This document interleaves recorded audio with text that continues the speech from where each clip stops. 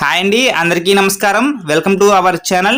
Revaluation and రీకౌంటింగ్కి application చెయ్యాలా వద్దా అన్న పాస్ చేస్తారా? డెఫినెట్లీగా పాస్ చేస్తారా? కొంతమందికి ఇంకా హాల్ టికెట్ రాలేదు కదా, వాళ్ళకి ఎప్పుడు హాల్ టికెట్స్ వస్తాయి, మేము ఎగ్జామ్ ఎలా రాయాలని చెప్పేసి మేజర్గా అడుగుతున్న డౌట్స్ ఇవ్వండి. అండ్ ఇంకోటి ఏంటంటే సప్లిమెంటరీకి రాస్తే స్టార్ మార్క్ వస్తుందా, సప్లిమెంటరీ రాస్తే స్టార్ మార్క్ రావడం వల్ల ఏమైనా భవిష్యత్తులో ప్రాబ్లం ఉందా అని చెప్పేసి చాలామంది అడుగుతున్నారు. ఒక్కొక్క క్వశ్చన్కి ఈ వీడియోలో ఆన్సర్ అయితే చూద్దాము. వీడియోని ఎక్కడ స్కిప్ చేయకుండా చూడండి. స్కిప్ చేయకుండా చూస్తే నేను చెప్పే ప్రతి పాయింట్ మీకు క్లియర్గా అర్థమవుతుంది. ఇక వీడియోలోకి వెళ్ళినట్లయితే రీవాల్యుయేషన్ అండ్ రీకౌంటింగ్కి అప్లికేషన్ చేయాలా వద్దని అడుగుతున్నారు. లాస్ట్ టైం ఎవరైతే రీకౌంటింగ్ అండ్ రీవాల్యుయేషన్కి అప్లికేషన్ చేశారో అందులో 100 మందిని తీసుకున్నట్లయితే సుమారుగా 100 మందిలో 25 మందికి చేంజెస్ జరిగి పాస్ అయ్యారు అన్నమాట. అంటే వాళ్ళకి మార్క్స్ అనేవి యాడ్ అయ్యి పాస్ అవ్వడం జరిగింది ప్రీవియస్ ఇయర్లో. మీరు కూడా రీవాల్యుయేషన్ అండ్ రీకౌంటింగ్కి అప్లికేషన్ చేస్తే డెఫినెట్లీగా మీరు బాగా రాసాను అనే నమ్మకం ఎవరికైతే ఉందో వాళ్ళకి నాకు ఇంకా మార్క్స్ కలుస్తాయన్నా అని చెప్పేసి నాకు కామెంట్ సెక్షన్లో కామెంట్ చేస్తాను అనమాట. నేను ప్రతి కామెంట్ని చదువుతానండి, చదవనుకోకండి. కొంతమందికి రిప్లైస్ వస్తే, కొంతమందికి అయితే వీడియో రూపంలో ఆన్సర్ అయితే వస్తుందన్నమాట.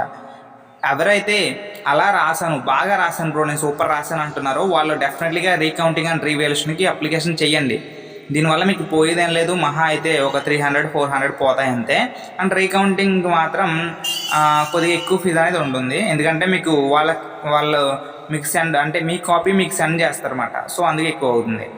అండ్ ఇంకోటి ఏంటంటే డెఫినెట్లీగా పాస్ చేస్తారని అడుగుతున్నారు. పాస్ చేస్తారు. ఎవరైతే బాగా రాశాను అంటున్నారో వాళ్ళని డెఫినెట్లీగా పాస్ చేస్తారు. నేను సొల్లు రాశాను బ్రో అనుకుంటున్నారు వాళ్ళు అయితే అప్లికేషన్ అయితే చేయకండి, ఎందుకంటే డబ్బులు వేస్ట్. మీరు సప్లిమెంటరీలో రాసుకోండి. ఇక సప్లిమెంటరీలో స్టార్ మార్క్ వస్తుందా, స్టార్ మార్క్ రావడం వల్ల ఫ్యూచర్లో ఏమైనా ప్రాబ్లం అవుతుందా అంటే, ఎవరైతే ఈ ఇయర్ రాస్తున్నారో వాళ్ళు ఎవరికి స్టార్ మార్క్స్ అయితే రాదండి. లాస్ట్ ప్రీవియస్ ఇయర్ ఎవరైతే రాస్తారో వాళ్ళకి మాత్రమే స్టార్ మార్క్ వస్తుంది. ఈ ఇయర్స్ ఎగ్జామ్స్ ఎవరైతే రాస్తున్నారో వాళ్ళు ఎవరికి కూడా స్టార్ మార్క్ అయితే రాదు, నో ప్రాబ్లం. ఈ నెక్స్ట్ అదే ప్రీవియస్ ఇయర్ అండ్ అంతకుముందు ఇయర్ బిఫోర్ లాస్ట్ ఇయర్స్ ఉన్నాయి కదా, వాటికి సంబంధించి ఎవరైనా రాసినట్లయితే వాళ్ళకి డెఫినెట్లీగా స్టార్ మార్క్ వస్తుంది.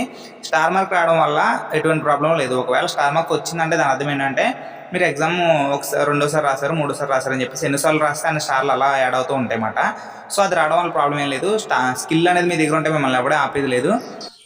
మీరు 29వ తారీఖు నుంచి ఫీజు అయితే పే చేసుకుంటుందన్నమాట. ఫీజు అయితే పే చేసుకోండి. అండ్ ఇంకోటి ఏంటంటే సప్లిమెంటరీ అండ్ రీవాల్యుయేషన్కి రెండింటికి అప్లికేషన్ అయితే చేసుకోవచ్చు. మీరు రీవాల్యుయేషన్కి ఎవరైతే అప్లికేషన్ చేస్తున్నారో వాళ్ళు సప్లిమెంటరీ కూడా కట్టండి. రీకౌంటింగ్ రీవాల్యుయేషన్తో పాటు సప్లిమెంటరీ కట్టడం వల్ల సప్లిమెంటరీ ఎగ్జామ్స్ కూడా రాసుకోవచ్చు, మీకు ఎటువంటి ప్రాబ్లం ఉండదన్నమాట. Thank you for watching. Give you more updates. Subscribe our channel.